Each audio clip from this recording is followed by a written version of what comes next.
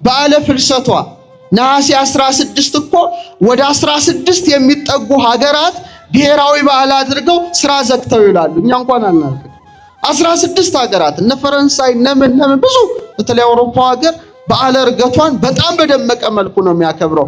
ስለዚህ እመቤታችን እንዲህ አድርጋ መገለጧ በረከት ሆኖ ሰላም ሆኖ ዓለም እስኪያልፍ ድረስ ምእመናን እየተባረኩበት ይኖራሉና ለኛም ለኢትዮጵያውያን በረድኤቷ ትገለጥልን እመቤታችን። አመስግኗት እናታችን ወላዲተ አምላክ። እመቤታችን ለብዙ ወዳጆቿ ተገልጣለች። በታሪክ ግን የተጻፈው በግለሰብ ደረጃ የተገለጸችው ከዕርገቷ በኋላ ለጎርጎርዮስ ዘኔዎቂሳርያ ነው። ጎርጎርዮስ ዘኔዎቂሳርያ በ3ኛው ክፍለ ዘመን ማለትም ከ230 ዓመተ ምህረት ላይ የነበረ ነው። ይሄ ታሪክ አባቶቻችን የኢትዮጵያ መተርጉማን ሊቃውንት የቅዱስ ጳውሎስ መልእክታትን ሲተረጉሙ የጎርጎርዮስ ዘኔዎቂሳርያ ወይም ገባሬ መንክራትን ታሪክ በትርጓሜ ላይ ጽፈዋል። ጎርጎርዮስ ዘኔዎቂሳርያ በጣም የናጠጡ ሀብታሞ ቤተሰቦች ነበሩት። ነገር ግን ጣዖት ያመልኩ ነበረ። ግን እግዚአብሔር መቼም ጳውሎስን ሲጠራው እንደጠራውና ብርሃነ ዓለም እንዳሰኘው ጎርጎርዮስም በእስክንድሪያ ካሉ ስመጥር ሊቃውንት ተማረ። ነገረ መለኮት አጠና። በኋላ በክርስቶስ አምኖ ተጠመቀ። በኋላ ወደ ሀገሩ ሲመለስ ንጽህናውን፣ ቅድስናውን፣ ሊቅነቱን አይተው ኒዮቂሳርያ ላይ ምን ሾሙት? ኤጲስቆጶስነት ሾሙት። ይሄ ጎርጎርዮስ ኤጲስቆጶስነት ከተሾመ በኋላ በዘመኑ ከፍተኛ የሆነ የሃይማኖት ክርክር ነበረ። የምን ክርክር ነበረ? የሃይማኖት ክርክር ነበር። በጣም ከፍተኛ የሆነ በተለይ ምስጢረ ሥላሴ ላይ ሥላሴ አንድም ሶስትም ናቸው። ግን የሥላሴን እያበላለጡ በጣም ብዙ ጭቅጭቅ ተነሳና ይጨነቅ ነበረ።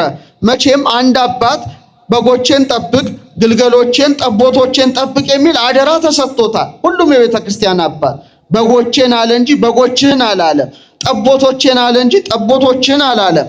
ክርስቶስ ግልገሎቼን አለ እንጂ ግልገሎችህን አላለም። ምክንያቱም ምእመናን የማን ገንዘቦች ናቸው? የክርስቶስ ገንዘቦች ናቸው። በዚያ ላይ የተሾሙ ደግሞ ማን ናቸው? ካህናት ናቸውና እንቅልፍ አጥቶ ይጸልይ ነበረ፣ ያዝን ነበረ፣ ያለቅስ ነበረ።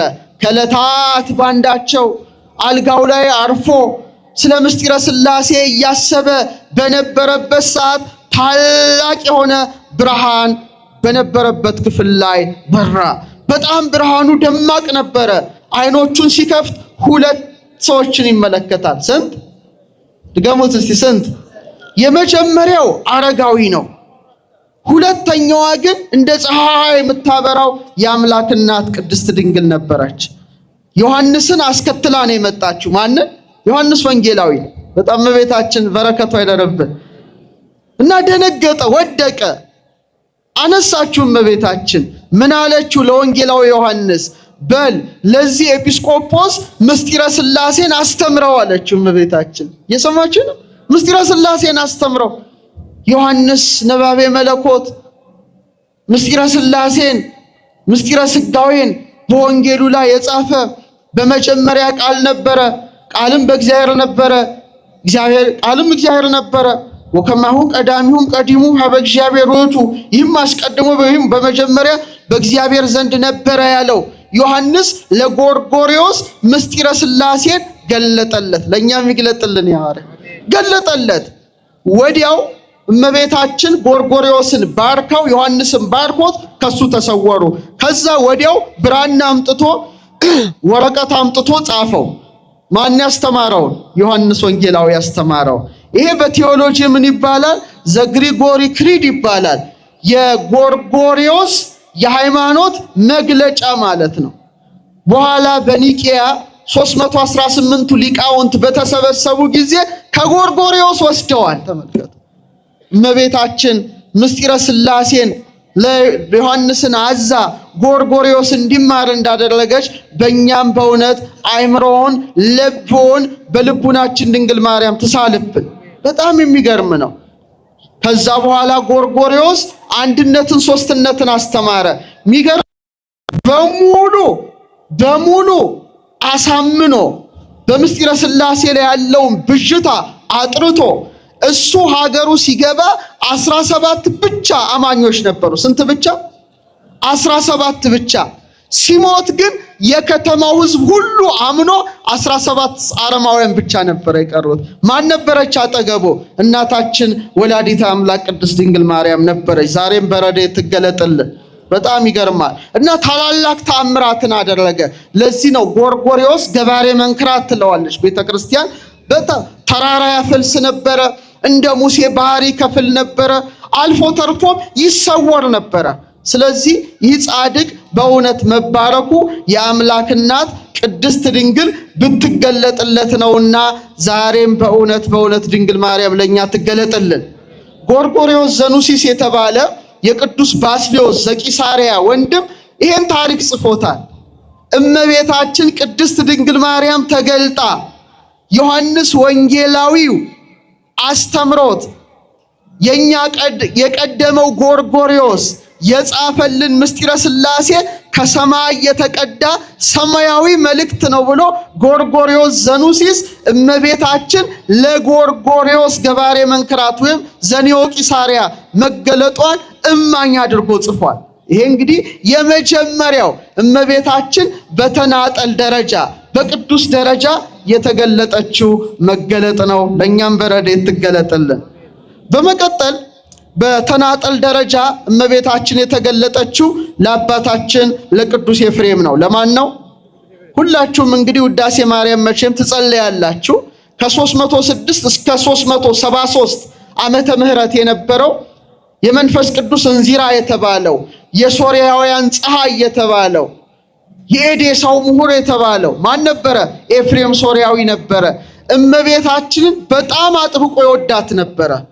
ከመውደዱ የተነሳ ከሉቃስ ወንጌል ወበሳድስን ጸሎተ እግዝእትነ ማርያምን 64 ጊዜ ጸልይ ነበር በየቀኑ ማለት ነው።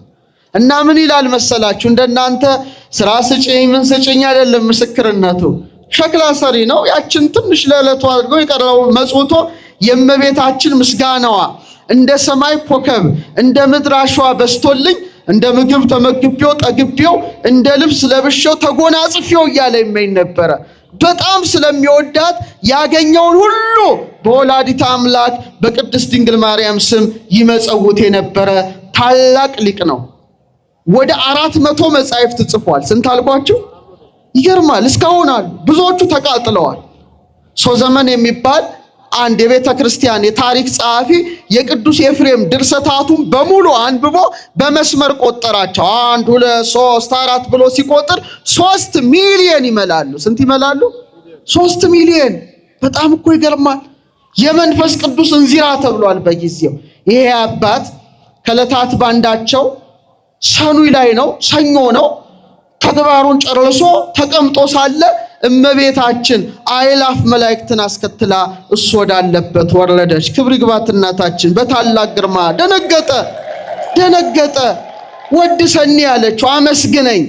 ለዚህ ምስክር የሆነው ያሬድ ነው። ቅዱስ ያሬድ በተለይ ኤፍሬምን አይቶታል። በአካለ ነፍስ እመቤታችን ይዛው መጣ። በመዋሲት መጽሐፉ ላይ ምን አለ? እዛ ሊቃውንቱ ነው ሲያደርሱ ምን ይላል? ሆረት ማርያም ሀበ ኤፍሬም ወትቤሎ ትወድሰኒ ሊተ ሀቤ ከመጫይኩ። ማርያም አለች ኤፍሬም ጋር ሄዳ ታመሰግነኝ ዘንድ መጣሁ አለችው ይላል። መዋሲት ላይ ነው የተጻፈው። ወይ ቤላ ኤፍሬም ለማርያም፣ ኤፍሬምም ማርያምን አላት አንሰ ይክል ወድሶተኪ፣ እኔ አንቺን ማመስገን አልችልም፣ አንደበቴ ኮልታፋ ነው አይችልም ይላታል። እሷ ደግሞ ምን አለች ይላል። ያሬድ እኮ ነው።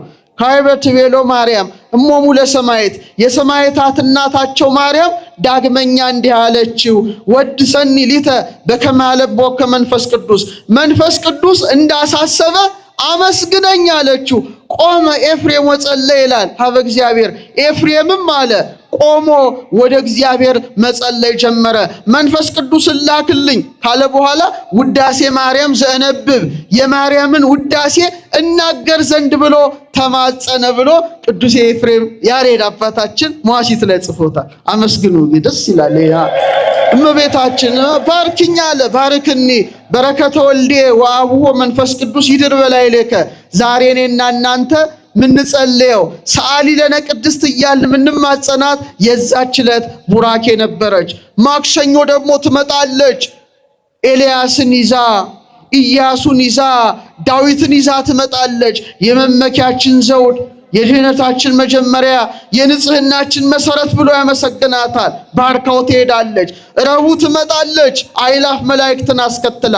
በሶስቱ ሰማያት ያሉ መላእክት ንዕድ ነሽ ክብርት ነሽ ይላሉ እያለ ያመሰግናታል። ባርካው ትሄዳለች። ሐሙስ ትመጣለች ነቢያትን ይዛ ነደሳት ሰፍሮባት በነደሳት ተከባ ቅርንጫፎቿ ሳይቀጣጠሉ ሙሴ ያያት ዕፀ አንቺ ነሽ ይላታል። ባርካው ትሄዳለች። ዓርብ ትመጣለች።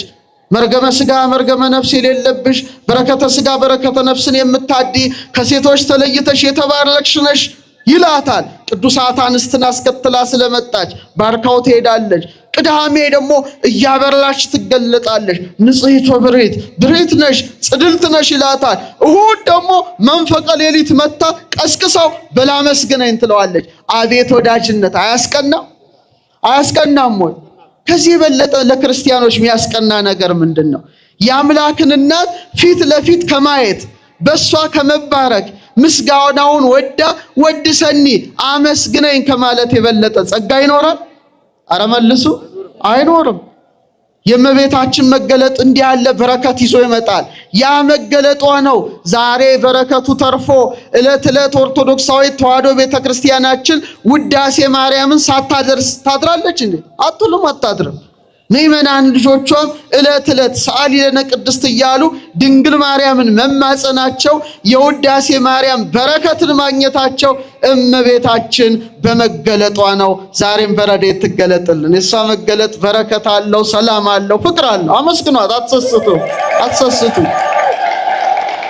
ሌላው እንግዲህ ይሄ በአራተኛው ክፍለ ዘመን የተደረገ መገለጥ ነው። ትልቁ መገለጥ ደግሞ በሀገራችን በኢትዮጵያ የተደረገው ከ505 እስከ 571 ዓመተ ምህረት የነበረው ቅዱስ ያሬድ የተገለጠለት መገለጥ ነው። ይሄ ደግሞ ወደ ሀገራችን ኢትዮጵያ ሶሪያ ነው ኤፍሬም ጋር። ወደዚህ ስትመጡ ደግሞ ቅዱስ ያሬድን ታገኙታላችሁ። ይሄ ታላቅ ማህሌታይ አርያማዊ ዝማሬን ቀድቶ ያመጣ ዋይ ዜማ ዘሰማይኩ በሰማይ እመላእክት ቅዱሳን ብሎ የዘመረ በግዕዝ በዕዝል በአራራይ ስላሴን ያመሰገነ ይህ ታላቅ የዜማ ሊቅ ማይኪራ በምትባል ቦታ ተቀምጦ ሳለ ድንግል ማርያም መጣች። ማን መጣች? ድንግል ማርያም መጣች። በድንገት ነው የመጣችው። ያሬድ እያስተማረ ነው።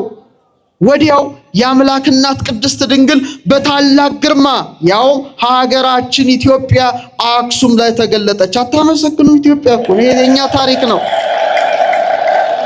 ግን ስትመጣ ብቻዋን አልነበረችም። ሁለት ሰዎች አስከትላ መጣለች በአጸደ ነፍስ። የመጀመሪያው ውዳሴዋን የደረሰው ኤፍሬም ነው። አንደኛው። ሁለተኛው ቅዳሴዋን የደረሰው አባ ሕርያቆስ ነው። ጎሳ ልቤ ቃለ ሰናየ ወአና የድ ቅዳሴ ያለ ማርያም ያለ አዘዘች።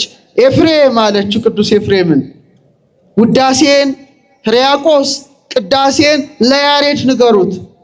ቅዱስ ያሬድ በጣዕመ ዜማ ሲያመሰግነኝ መስማት እፈልጋለሁ አለች እመቤታችን በብርሃን ዙፋን ላይ ተቀምጣ አክሱም ጽዮን ማርያም።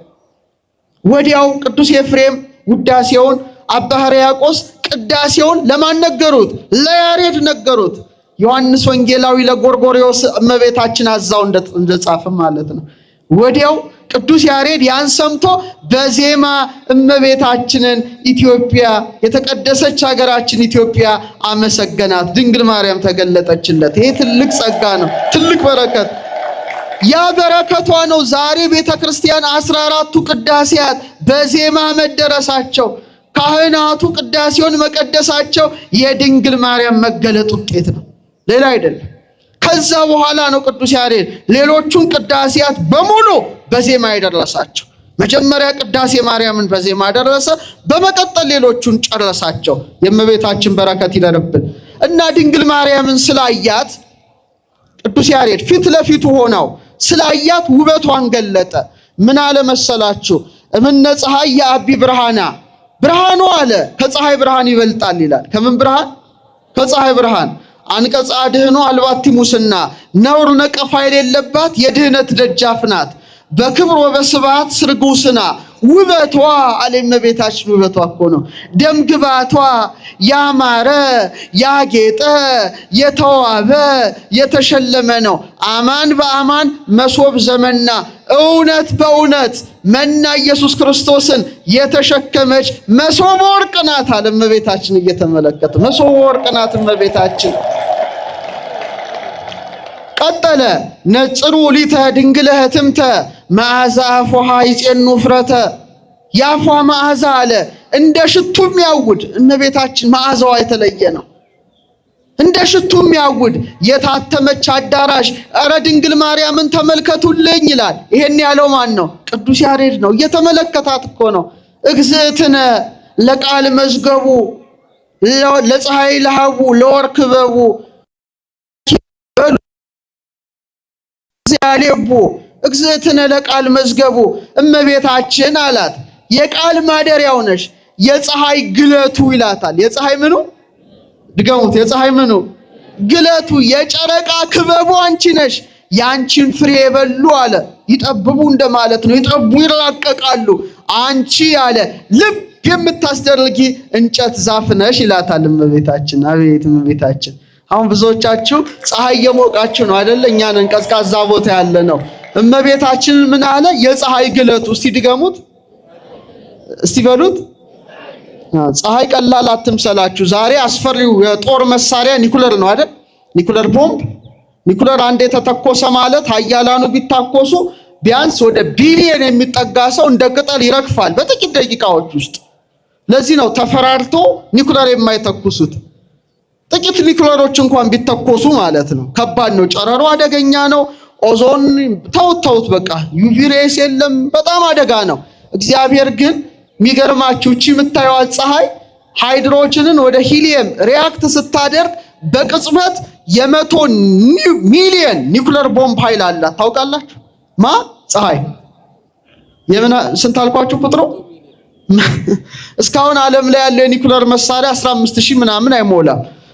አሜሪካ ወደ 5000 ምናምን አላት። ራሻ ወደ 7000 ምናምን የተወሰኑ 100-200ም አላቸው። 100 ሚሊየን ኒኩለር ቦምብ በቅጽበት ውስጥ ሃይድሮጅንን ወደ ሂሊየም ለውጣ ፀሐይ ውስጥ ተቀምጧል።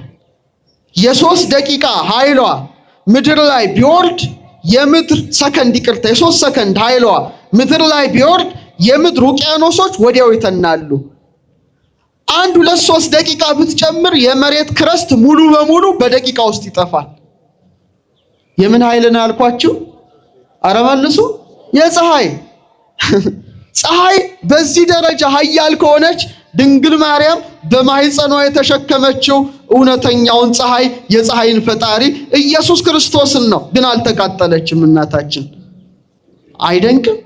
አልተቃጠለችም። ይህ የሚያስደንቅ ነው። በጣም ያስደንቃል። በጣም እኔና እናንተ እንኳን ጧፍ በእጃችሁ ይዛችሁ ስታበሩ ልክ ጫፍ ላይ ሲደርስ ትጥሉታላችሁ። ለምን? እጃችሁ እንዳያቃጥል ጧፍ መያዝ አቅቷችሁ ማለት ነው። የጧፍ እሳት መንካት አንችልም።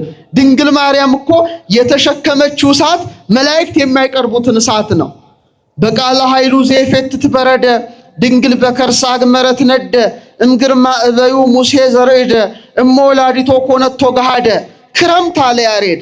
በረዱን የሚፈረካክሰው ሙሴ ሲና ተራራ ላይ የተንቀጠቀጠለት ነዲዱን እሳት ድንግል ማርያም አለ በማህፀኗ ተሸከመችው። መሸከም ብቻ አይደለም እናቱን ወላጁን ሆነችውና ውበቷን ስላየ ቅዱስ ያሬድ ምን አለ? እግዝእትነ ለቃል መዝገቡ የቃል ማደሪያው ለፀሐይ ለሃቡ የፀሐይ ግለቱ ካለ በኋላ የጨረቃ ክበቡ አንቺ ነሽ ይላታል። የምን ክበቡ? እስቲ በሉ የምን ክበቡ? እመቤታችን ጨረቃ እኮ ናት። አታውቁም? ራሷ ጨረቃ ሶሊያና ትባላለች። ጨረቃ ስንት ቅርጽ አላት? በቀላሉ ስንት ቅርጽ ያላት ይመስላችኋል? እሺ እኔ ልንገራችሁ። ነው አስትሮኖሚ ውስጥም ስላለው ጨረቃ ከእመቤታችን ጋር ያነጻጸረው ሶሎሞን ነው። ሰናይት ከማወር እንደ ጨረቃ ያማረች ናት ይላል። ቅዱስ ያሬድ ግን ስላያትና ስለተናገረ በጥቂቱ ላስቀምጥላችሁ። የመጀመሪያ ጠፍ ጨረቃ ትባላለች። ጠፍ ጨረቃ ማለት ብርሃን የሌላት ማለት ነው። ማለት ባትታይ ፀሐይ ሲወጣ ትወጣለች፣ ፀሐይ ሲገባ አብራው ትገባለች። ያን ጊዜ ጨረቃን በሰማይ ላይ ማየት አይቻልም። ያ የጨረቃ አንዱ ፌዝ ሰሌዳ እመቤታችን በሐና ማህፀን ውስጥ የነበረችበትን ጊዜ ይወክላል። እየሰማችሁ ነው ኦርቶዶክሳውያን? በሐና ማህፀን ውስጥ የነበረችበት ቢሆንም ጨረቃ ባትወጣም ባትታይም ከፀሐይ ጋር አብራለች። ድንግል ማርያም ምንም በሐና ማህፀን ብትኖርም የማን ጸጋ ጠብቋታል? የመንፈስ ቅዱስ ጸጋ። እግዚአብሔር ይስጥ ውእቱኬ ጰራቅሊጦስ ዘአቀባ ለድንግልም ከርሰማ ከመይትጌጊ ለዓለም። ድንግል ማርያምማ ጨረቃ ናት። ከዛ ልክ በሶስተኛው ቀን አካባቢ በአራተኛው ማጭድ መስላ ትታያለች። አትታይም? በምዕራብ አድማስ ሆና ፊቷን ወደ ምስራቅ አድርጋ ምዕራብ ናት። አስተውሉ። ጫፎቿ ደግሞ አቅጣጫቸው ወዴት ያመለክታሉ? ወደ ምስራቅ። ምናልባት ቀን አይጥላችሁና በረሃ ውስጥ ወይም መርከበኛ ሆናችሁ ብትሄዱ አቅጣጫ ቢጠፋችሁ ኮምፓሳችሁ ቢበላሽ ጨረቃን ማየት ብቻ አቅጣጫ እንድትለዩ ያደርጋል። ሁሌ የማጭዷ ጫፍ የሚታየው አቅጣጫው የሚጠቁመው ወዴት ነው? ወደ ምስራቅ። ወደ ምን አቅጣጫ? በቃ ምስራቅን ካወቃችሁ ምዕራብ፣ ሰሜን፣ ደቡብ ቀላል ነው። እና ኦርቶዶክሳውያን ያቺ ፊቷን ወደ ምስራቅ አድርጋ እንደምትወለድ ድንግል ማርያምም እውነተኛዋ ምስራቅ ፀሐይ የሚወጣባት ምስራቅ ሆና ተወለደች። የጨረቃ መወለድ ማለት የእመቤታችንን ልደት ያመለክታል። በኋላ ጨረቃ ምን እየሆነች ትመጣለች? ብርሃኗ እየጨመረ እያደገች እንደምትመጣ ድንግል ማርያምም በንጽህና በቅድስና በቤተ መቅደስ እያደገች መጣች።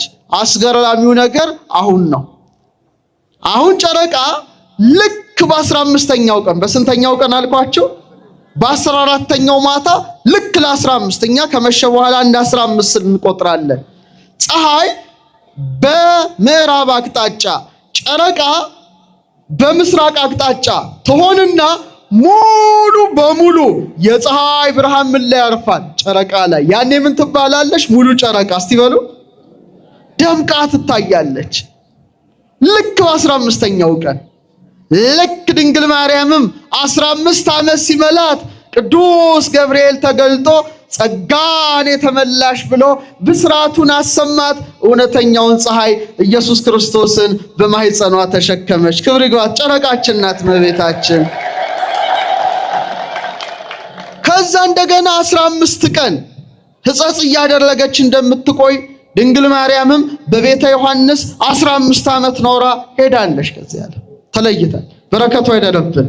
ስለዚህ ለወር ክበቡ ያንቺን ፍሬ የበሉ ይራቀቃሉ፣ አንቺ ልብ የምታስደርጊ ዛፍ ነሽ ብሎ በእውነት ቅዱስ ያሬድ አከበራት። ክብር ይግባው ያባታችን። የእሷ መገለጥ ውጤት ነው ይሄ ሁሉ እና እመቤታችን በተገለጠች ቁጥር ለምድራችን አንድ ገጸ በረከት፣ ለቤተ ክርስቲያናችን ታላቅ ስጦታ ይዞ ይመጣል። ዛሬም በረድኤት ትገለጥልን።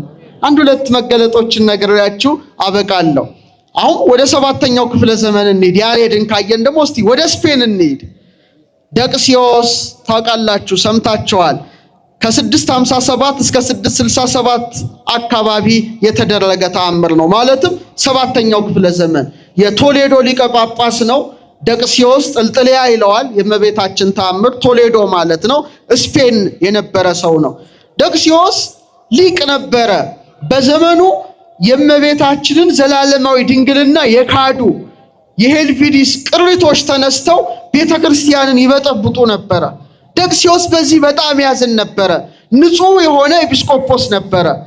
በኋላ ለነዚህ መናፍቃን መልስ መስጠት አለብኝ ብሎ መጻሕፍት መጻፍ ጀመረ። ያዘጋጀው መጽሐፍ እንዴት ያስለቅሳል መሰላችሁ? በግጥም ነው ያዘጋጀው። ልክ እንደ አባ ጊዮርጊስ ዘጋስጫ እንዚራ ስብሐት በግጥም እያደረገ የድንግል ማርያምን ዘላለማዊ ድንግልና የሚተነትኑ መጻሕፍት ጻፈ። ተአምሯን ሰበሰበ። ይልቁኑ ቅዱስ ገብርኤል ያበሰራትን በዓል ደግሞ ታኅሳስ 22 ደግሞ ደራርቦ አከበረ። እመቤታችን እንዴት የሚያገለግላትን ዋጋ እንደምትሰጠው ነው የምነግራችሁ። ከዕለታት ባንዳቸው የሌሊት ጸሎታቸውን ጨርሰው ካበቁ በኋላ ልክ ጠዋት ላይ በድንገት ቤተ መቅደሱ በታላቅ ብርሃን ተመላ። በጣም አስደንጋጭ ነበረ። ህዝቡ ሁሉ ሸሽቶ ወጣ። መቼም እኛ እንደው እንችላለን እንላለን እንጂ የሆነ ነገር ብልጭ ቢል እዚህ ግቢ ሰው አይኖርም። ይኖራል? አረ ነገር ይኖራል። እንደው እሱን ተውትና ለምሳሌ ቤተክርስቲያን ቅዱሳን መላእክት እንዳሉ እናውቃለን። አንድ መልአክ እንኳን ቢታይ እኮ ማንም አይኖርም። ይኖራል? ሁሉም ፈርቶ ነው የሚሸሸው። እና በድንገት ብርሃን ሲበራ ህዝቡ ሁሉ ከመቅደሱ ተጠራርጎ ሸሸ። እሱ ብቻውን ቀረ። ልክ ወደ መንበሩ ሲጠጋ ድንግል ማርያም መንበሩ ጋር ነበረች። መላእክት ዙሪያዋን ከበዋት ነበረ። ልጄ ደቅሲዮስ አለችው። ልጆቼ ትበለን እመቤታችን፣ ባንተ ደስ ብሎኛል አለችው። ባንተ ደስ ብሎኛል፣ በንጽህና ተደስቻለሁ። የኔን ዘላለማዊ ድንግልና ለመመስከር በጻፍከው መጽሐፍ እጅግ ደስ ብሎኛል።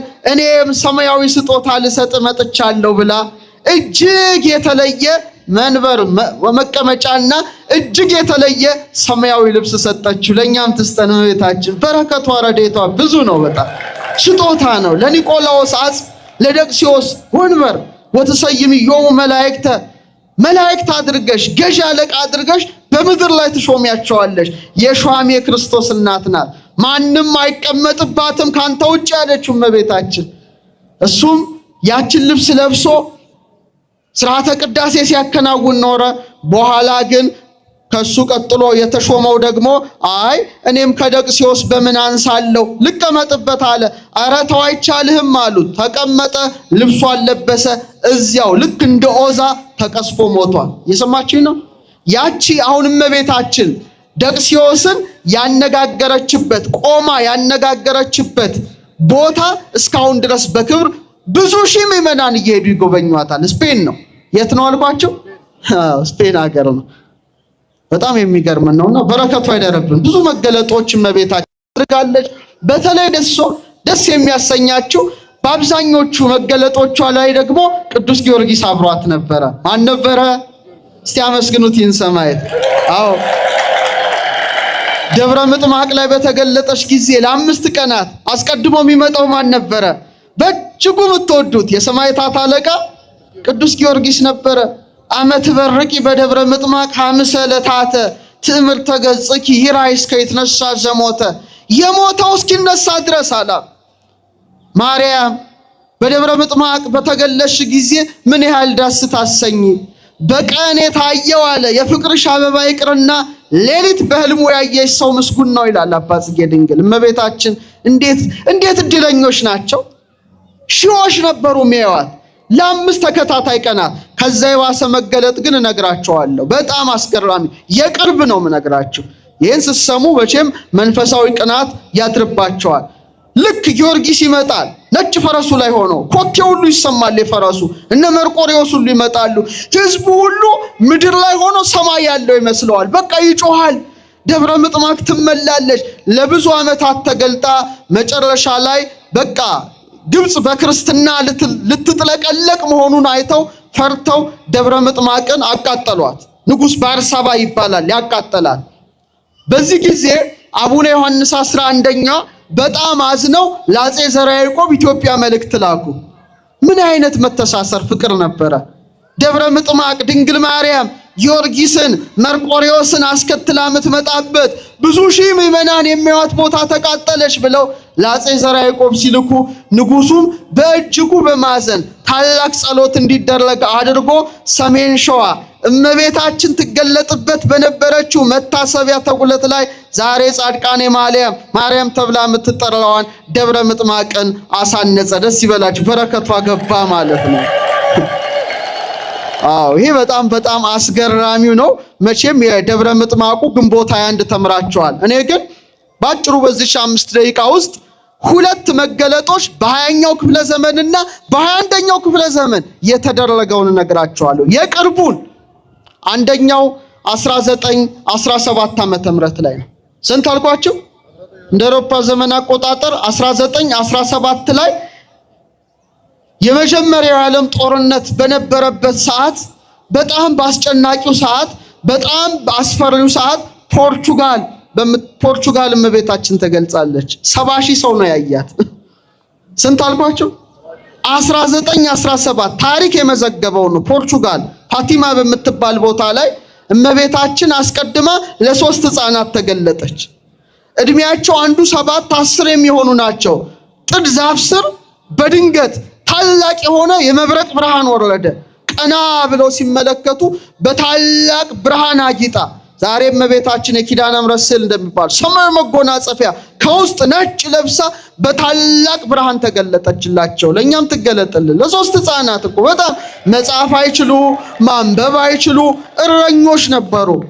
ለተከታታይ 6 ቀናት ትገለጥላቸው ነበረ እና ሕፃናቱም ድንግል ማርያም ተገለጸችልን እያሉ እንትን ሲሉ ሰው ያፌዝባቸው ሰው ያሾፍባቸው ነበረ።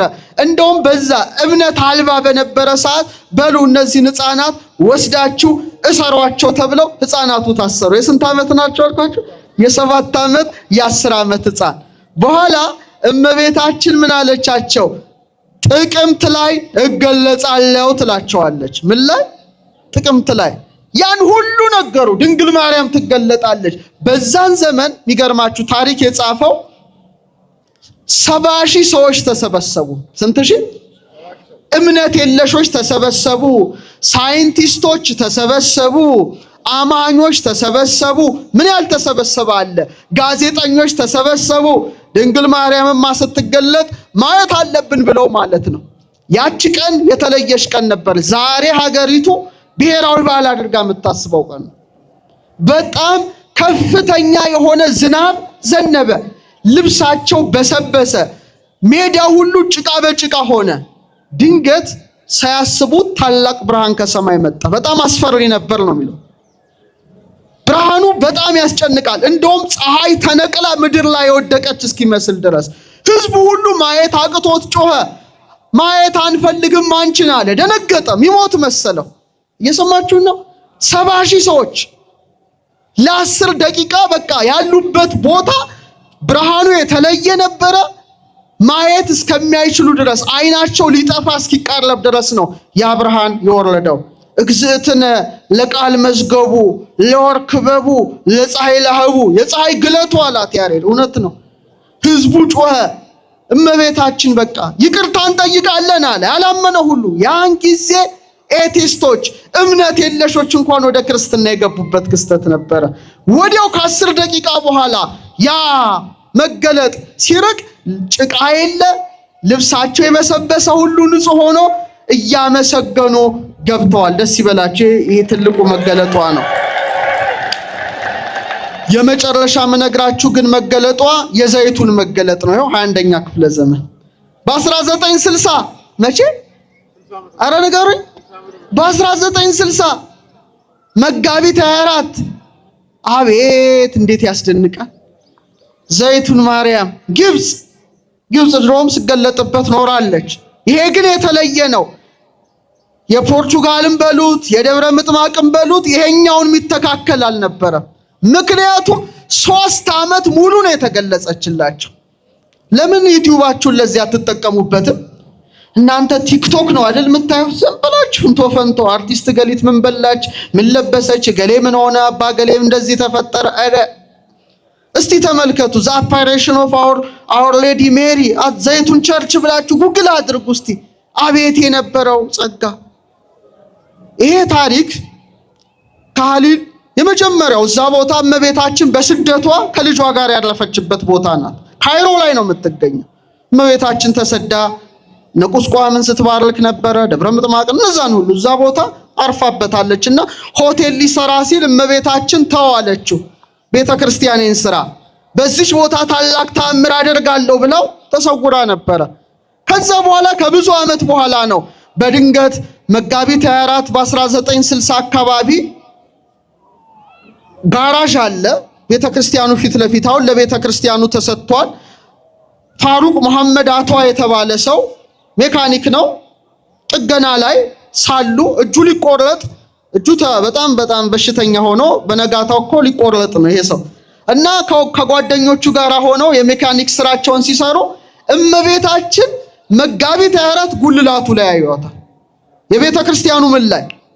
ጉልላቱ ላይ እና የመሰላቸው መሐመድ ፋቅ አንዲት መነኩሲት ጉልላቱ ላይ ወጣ ራሷን ወርውራ ልታጠፋ ነው የመሰለው። አረቴ ውረጂ ውረጂ ውረጂ ይላል። ወዲያው ብርሃን እየደመቀ መጣ። ትኩር ብለው ሲመለከቷት የትህትና ንግሥት እመቤታችን እጇን እንደዚህ አድርጋ እጅ እየነሳች በጉልላቱ መካከል ነበረ የምትመላለሰው።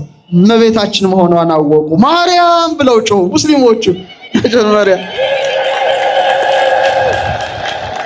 ወዲያው ይሄ መገለጧ ሲሰማ የካይሮ ሕዝብ ግልብጥ ብሎ ወጣ። በቃ ግልብጥ ብሎ ወጣ። እጅግ ብዙ ብርሃን ነበሩ። መላእክት በአምሳለ አርጋብ በዙሪያው ሲመላለሱ ይታይ ነበረ። ያ እጁ የሚቆረጠው ሙስሊምም ድኗል። አይኑ ያልበራ ጆሮ ያልሰማ ከካንሰር ያልተፈወሰ አልነበረም። መገለጧ ደግሞ የሚገርማችሁ አንድ ቀን ብቻ አይደለም፣ ለተከታታይ 3 ቀናት ለ3 ዓመት እኮ ነው። ለስንት ዓመት? እግዚኦ ምን ትሉታላችሁ? ከ1960 እስከ 63 3 ዓመት ሙሉ ተገልጻላችኋለች። ስንት ዓመት? አያስቀናችሁም? አያስቀናንም? ክርስቲያኖች ሚሊዮኖች ነው ያዩት። ያን ቀን የመጀመሪያ መገለጥ ሲሰማ ከካይሮ ከምን ተሰባሰበው ብቻ 250 ሺህ ሰው ነበረ። ስንት ሺህ ሰው? 250 ሺህ። በኋላ በቃ እየተሰማ ከሌላው ዓለም የሮማ ካቶሊክ ቤተክርስቲያን እንኳን ልካለች መልእክተኞቿን ለማረጋገጥ። መልእክት ነው ከሮማ ማለት ነው። የሰማሽኝ ነው። በዘመኑ የነበሩት ጀማል አብደል ናስር የተባሉት የግብጽ መሪ ይሄ ነገር አሉ በቃ በዛ ህዝቡ በጣም ከባድ እኮ ነው 3 ዓመት። አረ ይሄ ነገር ክርስቲያኖች የሆነ ነገር ዘዴ ፈጥረው ሊሆን ይችላል፣ ምናልባት መብራትም አድርገው ሊሆን ይችላል ብለው የካይሮ ከተማ መብራት እንዲቋረጥ አደረጉ። ነገር ግን እመቤታችን አማናዊ ተአምር ነው። ምን መቋረጥ ይችላል? ደምቃ ታየች እመቤታችን 3 ዓመት ብርሃን ለብሳ ማለት ነው። አመስግኗት፣ አይዟችሁ፣ አሰስቱ። ያ ማለት ያቺ ቅጽበት ክርስቲያኖች ሊጠፉ የታወጀበት ቅጽበት ነበር። ለምን መሰላችሁ? የ6ቱ ቀን ጦርነት እስራኤል አካሂዳ ግብጽን አፈር ከደም ያስጋጠችበት ጊዜ ነበር። እስራኤል ኃያል ሀገርና የ6 ቀን ጦርነት ለብልባ ግብጽ ማሸንፋለሁ ብላ ነበር። አደቀቀች። ተስፋ ቆረጠ ህዝቡ። ምናልባት ከእስራኤል ጋር የተመሳጠሩት ክርስቲያኖች ሳይሆኑ አይቀሩ፣ በቃ መጥፋት አለባቸው የሚል ሐሳብ፣ ክፉ ሐሳብ በህሊናቸው በሰረጸ ሰዓት የአምላክ እናት ደጋፊ ሆና ጉልላቱ ላይ ተገለጸ። ሰላም ወረደ ነው። ሰላም ወረደ። በቃ ሙስሊሙም ክርስቲያኑም አይሁዱም ሁሉም ያያት ነበረ። ቃል አትናገርም፣ በዝምታ ብቻ ዝምታ ግን ስትመላለስ ስታይ ነበረ። 3 ዓመታት ሙሉ እኮ ነው። ብፁዕ ወቅዱስ አቡነ ቄርሎስ 6ኛ ይሄ ተአምር አማናዊ ተአምር መሆኑን ደረጃ ታይቶ የተደረገው ተአምር የካንሰሩ አረ ስንት ህመምተኛ ነው የተፈወሰው። ህመም የሚባል ቦታ አልነበረውም በዛ ሰዓት። አጽድቀው ያ ታሪክ የሚገርማችሁ ዘኒውዮርክ ታይምስ ፖስት ላይ ሁሉ አለ። እሱ ብቻ አይምሰላችሁ፣ የተነሱትን ፎቶዎች ኢንተርኔት ላይ የተሰበሰበው ህዝብ አቤት! እና እመቤታችን ለኛም በረድኤት ትገለጥልን። ኢትዮጵያ እንደዚህ በብዙሃን ደረጃ ተገልጣ አይታወቅም። ለቅዱሳን ተገልጣለች፣ ለእነ ያሬድ ተገልጣለች። እንደዚህ ደግሞ ደብረ ምጥማቅ አካባቢ ደግሞ ሚሊዮኖች እያዩት ተገልጣለች። እና እኛንን የቀረነው መሰለኝ አይደል? ለምንድን ነው እኛም አትገለጥልን? አንደኛ አንቆርብም፣ ስጋው ደግሞ አንቀበልም። ውሸታሞች ነን። የታለ የቆረብከው? ዛ ቅዳሴ ተቀድሶ ስጋው ደግሞ ሳይቀበል የሚወጣ የለም። እየሰማችሁ ነው? አያስቀናም? ወጣቶች ስጋው ደግሞ ሳይቀበል የሚወጣ የለም፣ ነውር ነው። ንጉስ አንድ ከፍተኛ ሰው እሺ ተውት፣ ወደ ንጉስ አትሂዱና አንድ በጣም የሚወዳችሁ ሰው ግብዣ ጋበዛችሁ። ቤቱ ምንድነው የጋበዛችሁ? ምሳ ሊሆን ይችላል። ምሳ ጋብዟችሁ አሰናድቶ ድግሱን ሁሉን መጠጡን መብሉን አዘጋጅቶ ቤቱ ሄዳችሁ አንበላም አንጠጣም ብላችሁ ብትመለሱ ያዝናል አያዝንም? አረ መልሱ። ክርስቶስ ድግስ ደግሶ ስጋውን ደሙን አቅርቦ አንበላም እያልን በአመፀኝነት የምንሄድ ህዝቦች እኮ ነው። ውሸታሞች ደግሞ ሰው ስናማ መች በላ ነው መች ጠጣ ነው ክርስቶስን መች ተዋሃደ? እዛ ቀኖና ሲሰጥ አንድ ቀኖና ስርዓት ልንገራችሁ። እኛ ግን ጾም፣ ጸሎት፣ ስግደት ይሰጣል፣ ጥሩ ነው። እዛ ግን ሁሉም ስለሚቆርብ አንድ ሰው ኃጢአት ሰርቶ መምህረ ንስሐው ጋር ሄዶ ይፍቱኝ አባቴ እንዲህ ኃጢአት ሰርቻለሁ ካለ ከባዱ ቀኖና 2 ሳምንት ስጋው ደሙ እንዳትቀበል ይባላል። ስንት ሳምንት? ለዛ ሰው ሞት ነው። 2 ሳምንት ክርስቶስን ሳይበላ ሳይጠጣ አንድ ክርስቲያን። አረ ከባድ ነው። ከባድ ቀኖና ነው። አትቁረብ ከተባለ አለቀ በቃ ሞትና ህይወት ነው። መዛች ሳምንት ብሞት ብሎ ያስባል። ልክ እናንተ ሆሳና መታችሁ ፍታት እንደምትፈቱት በዓመት አንድ ቀን ማለት ነው። ተሰብስበን እግዚኦ የዓመት ክርስቲያኖች 2 ሳምንት ለምንድን ነው ብዬ ጠየቅኩ። ደጋግሜ ሄጃለሁ እዛ። ለምንድን ነው እንደዚህ ስል ድንገት በሰማዕትነት ብንሞት አሉ። እየሰማችሁ ነው? እዛ ሁሉም ጥንቁቅ ነው። የክርስቶስ ወታደር ነው። አንዱ እብድ አንዱ አክራሪ መጥቶ ይገላቸዋል። ክርስቶስን ሳንበላውና ሳንጠጣው ወደሱ መሄድ የለብንም ይላሉ። እኛ በሰማዕትነት መሞት በቂ ይመስለናል። እነሱ ግን ሳንበላው ሳንጠጣው እንዴት ወደ እውነተኛው አምላክ እንሄዳለን ብለው ሁሌ ተዘጋጅተው ይኖራሉ። ሁሉም ያገቡት በቤተ ክርስቲያን ነው። ሁሉም ያገቡት በድንግልና ህይወት ነው። ካገቡም አይፋቱም፣ አለቀ። ካይሮ ላይ እየሰማችሁ ነው። ሆቴል ቤት ባልና ሚስት ካልሆኑ ደብዳቤ ካላሳዩ ሆቴል አይገቡም። እንደኛ መንዘላዘል የለም። ቤርጎ የሚባል መንዘላዘል የለም። የባልና የሚስት ወረቀት አሳይቶ የለም። ሁሉም እንደዚህ ነው። ስለዚህ እመቤታችን ባትገለጥ ነው የሚገርመው እንጂ ባትገለጥ ነው የሚገርመው። ልጇን እየወደዱ ብትወዱኝስ ምንን ጠብቁ? ትእዛዜን ጠብቁ። ትእዛዙ ምንድነው? ስጋዬን የበላ ደሜን የጠጣ የዘላለም ሕይወት አለው። በቃ የልጇን ትእዛዝ ጠበቋ። እኛ አንጠብቅም። ሽማግሌው አሮጊቱ ምን ጉድ ነው? መጨረሻ ሊሞቱ ሲሉ አፋቸው እንደዚህ ተከፍቶ ኧረ አይዘገንንም? አፉ ተከፍቶ መጨረሻ ዘመኑ ላይ ንስሐ አባት አምጥቶ እንዴት ነው የሚሆነው? ስለዚህ መቁረብ መቻል አለብን። ንስሐ መግባት መቻል አለብን። ከክርስቶስ ጋር መዋሃድ አለብን። ያን ጊዜ ነው ሀገራችን የምትባረከው። እኛ ሁሌ እናለቅሳለን። መቼ ራሳችን ተስተካከልን? መቼ ተስተካከልን? መች ንስሐ ገባን? መች ከክርስቶስ ጋር ተዋሃድን? ክርስቶስ ሳይዋሃደን ደግሞ አፋችን መከፈቱ አይቻልም፣ አይሆንም። ስለዚህ እመቤታችን የምትወደን እመቤታችን የምትባርከን ከልጇ ቅዱስ ሥጋ ክቡር ደም ጋራ ብንዋሃድ ነው። ጊዮርጊስ የሚደሰተው፣ ሰማዕታት ሁሉ የሚደሰቱት ያን ጊዜ ፍጹም ምሕረት፣ ፍጹም ሰላም፣ ፍጹም በረከት ሀገራችን ላይ ይወርዳል። ከዛ ውጪ እያስቀደስን ዝም ብለን ሹልክ እያል ቅዳሴ ጠበል ላይ የተጋፋን ምንኖር ከሆነን ትክክለኛ አካሄድ አይደለም። የሰማችሁ ነው ክርስቲያኖች? ስለዚህ በእውነት ንስሐ ገብተን ቅዱስ ሥጋውን ክቡር ደሙን ተቀብለን ሌሎቹ በአምላክ እናት በተባረኩበት በረከት እኛም እንድንባረክ አምላካችን ይፍቀድልን። ያስተማረን የመከረን አምላክ ክብርና ምስጋና አምልኮትና ውዳሴ ለስሙ ይሁን። እመቤታችን ትባርከን፣ ቅዱስ ጊዮርጊስ ይባርከን። እግዚአብሔር ከሁላችን ጋር ይሁን።